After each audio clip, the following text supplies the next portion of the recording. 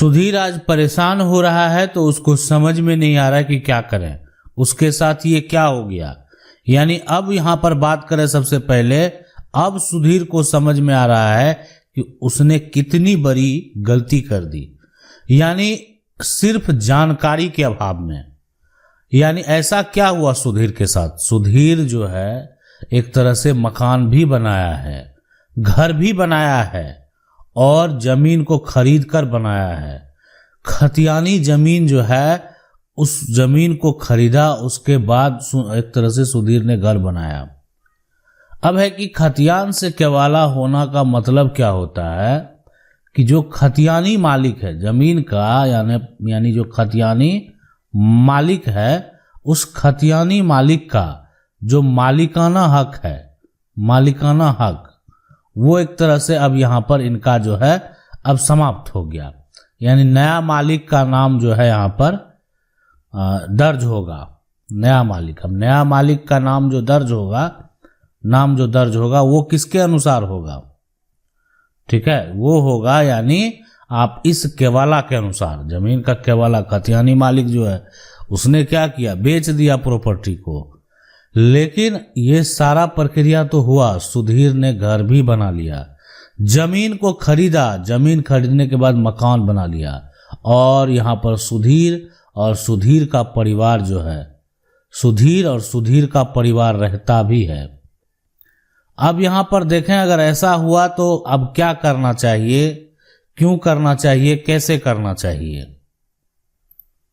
एक समस्या ये हुआ कि जमीन का वर्तमान में रसीद जो है वो नहीं कट रहा है।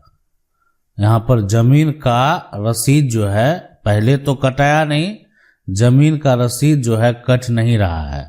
यानी अब जो है बार बार रिजेक्ट हो जा रहा है, इसलिए कि अब जो है इस जमीन पर वर्तमान में जो है सिविल कोर्ट में केस चल रहा है और ये केस जो है उसके ऊपर है जिसने ये जमीन को बेचा है और ये केस उसके ऊपर है जिसने ये जमीन को खरीदा है।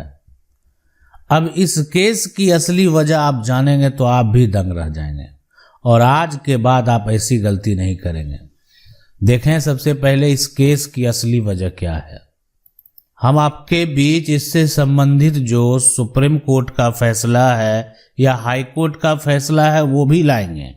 अगर आप यहाँ पर बात करें कानून की 99 चैनल को पहली बार देख रहे हैं तो आपको क्या करना है, सब्सक्राइब करके बेल आइकन दबा लेना है ताकि सबसे पहले आपको जो है यहाँ पर वो पता चल जाए कि कौन सा फैसला कब आया।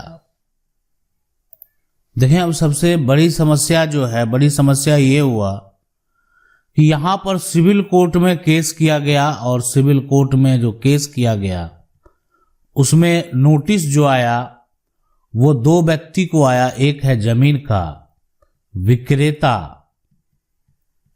और दूसरा यहाँ पर जमीन का जो है वो आप कह सकते हैं आप खरीदार है। दो को नोटिस आया है, एक विक्रेता को, दूसरा खरीदार को, सिविल कोर्ट से जो नोटिस मिला है। अब इस पर दावा क्या किया गया है, यानी वो बात करते हैं, दावा ये किया गया है कि ये जमीन उसकी है। यानी आप कह सकते हैं केस करने वाला जो वादी है ना, वादी का दावा है कि जमीन उसकी है। अब ये बात तो सबसे पहले यहां पर जमीन उसकी है और उस पर उसका अधिकार होना चाहिए। लेकिन यहां अगर देखा जाए इस कंडीशन को तो दोनों ऐसे व्यक्ति हैं, विक्रेता और खरीदार, यानी दोनों के पास कागजात है। यानी कागजात जो है एक तरह से के तौर पर एक के पास खतियान है और दूसरे के पास जमीन की रजिस्ट्री है। तो दस्तावेज तो है ही दोनों के पास, डॉक्यूमेंट तो है ही दोनों के पास, दोनों अपना डॉक्यूमेंट प्रस्तुत करता है। रजिस्ट्री वाले को उतना दिक्कत नहीं है, इसलिए कि ये जमीन अगर बात करें सबसे पहले सुधीर ने रजिस्ट्री कराई थी, यानी सुधीर का के नाम से जमीन का केवाला है। तो सुधीर जो है यानी वो उसके पास कागजात है कि वो उसने जमीन को खरीदा है।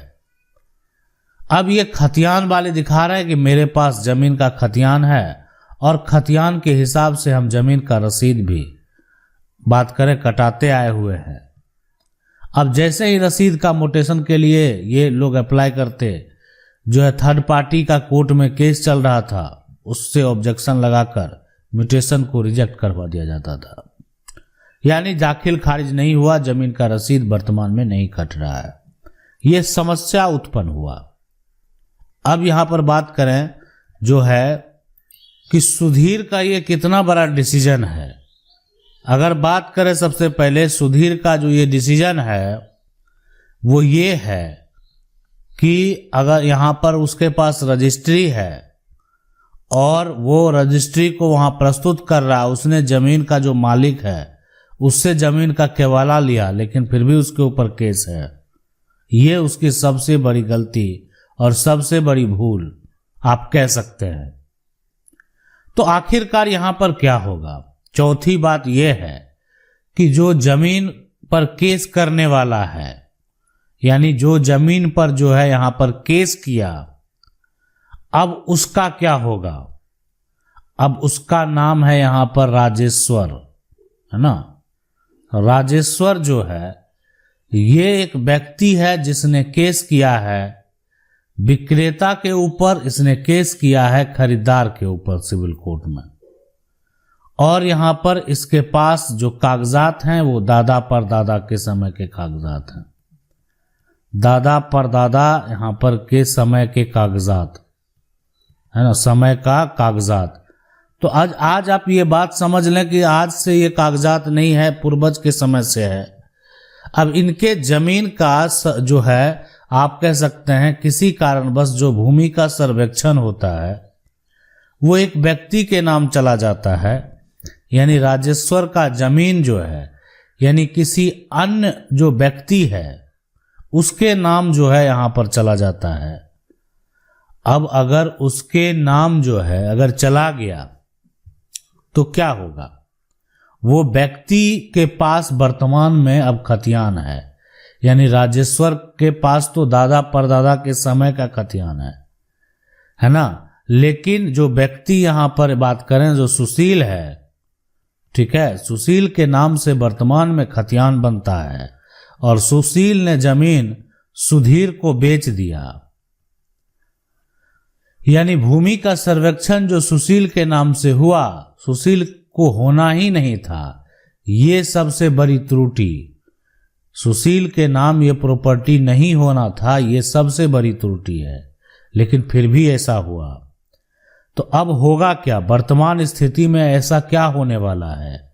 होगा यही कि सुशील को दलील देना पड़ेगा और सुधीर जो है को ये भविष्य में अगर कोई जमीन खरीदे तो अगर ये जमीन सुशील से खरीदे तो सुशील का सिर्फ खतियान और रसीद ना देखे, सुशील के पास ये जमीन कैसे प्राप्त है ये भी देखना बेहद जरूरी है।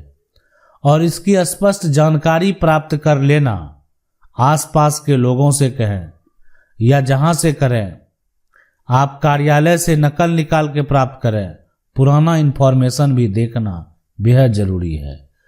सभी के साथ ऐसा नहीं भी होता है, लेकिन अगर ये बात करें कि अभी के जो मामले के रेशियो हैं, अगर 100 लोग जमीन की खरीद बिक्री करते हैं तो उसमें से कहीं ना कहीं आपको देखा जाएगा कि लगभग 5 से 10 लोग के साथ जो है वो धोखा हो जाता है ना। 10 लोग जो हैं वो धोखा, 5 से 10 लोग धोखा खा जाते हैं, ये आपको देखने को मिलता है।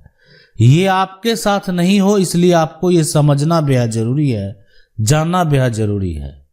जब आप जमीन के असली मालिक से प्रॉपर्टी लिखवाएंगे तो भविष्य में आपको कभी भी किसी प्रकार का समस्या उत्पन्न नहीं होगा। लेकिन अगर मान लेते हैं आप जो है एक तरह से सिर्फ किसी का कागजात देखकर जमीन को खरीदेंगे तो कल को हो सकता है आज आप रह रहे हैं, आप इसमें 10 साल से रह रहे हैं, लेकिन वो आपकी संपत्ति नहीं रहेगी।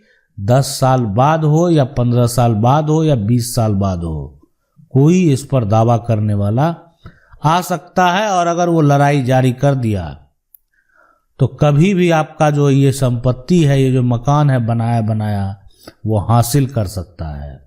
इसलिए कि उसको आधार है एक तरह से आप कह सकते हैं कागजात का, और वो कागजात से ये साबित होता है कि वो व्यक्ति उस प्रॉपर्टी पर टाइटल रखता है। अगर कानून की 99 को पहली बार देख रहे हैं तो चैनल को सब्सक्राइब करके बेल आइकन जरूर दबा लें। वीडियो अच्छा लगा वीडियो को लाइक जरूर कर दें। मिलते हैं अगले वीडियो में, तब तक के लिए जय हिंद।